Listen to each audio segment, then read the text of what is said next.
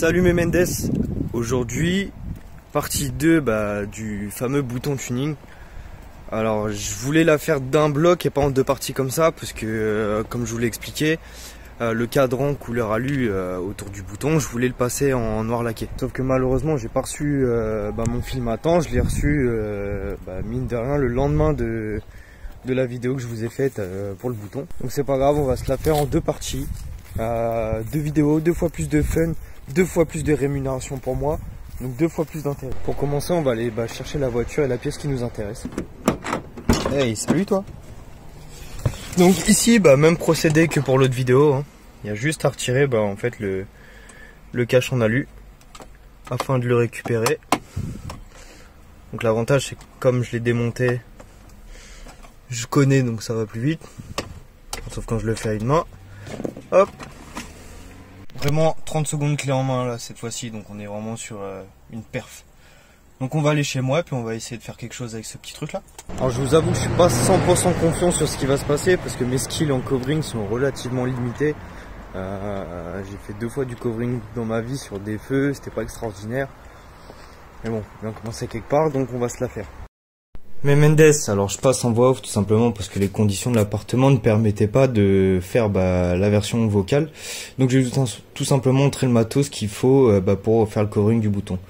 Alors bien sûr un scalpel ou une paire de ciseaux. Il y aura une raclette spécialisée pour le covering ou si vous n'avez pas une carte bleue. Notre rouleau de film, noir là ici. Un sèche-cheveux, une microfibre et j'ai aussi une bouteille d'alcool isopropylique.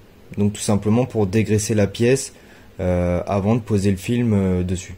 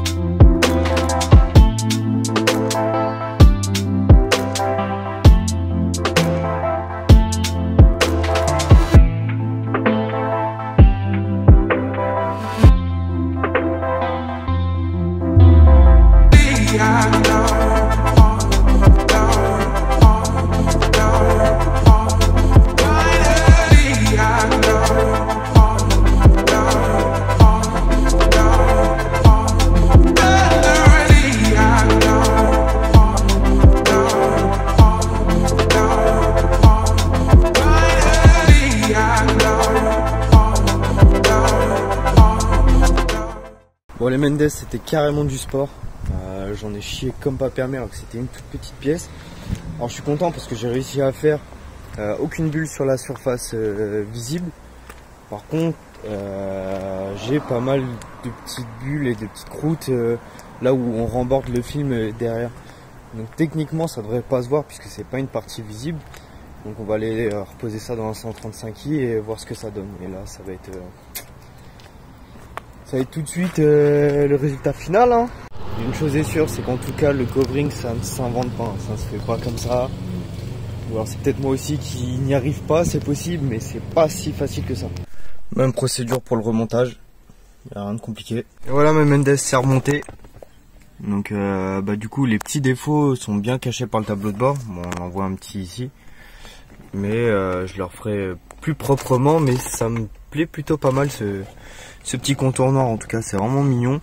Je préfère ça au contour alu, donc plutôt content. J'ai testé, la voiture démarre, donc pas de souci de ce côté là. Le seul truc qui est un peu chiant, c'est avec l'épaisseur du film, le bouton glisse un petit peu moins bien.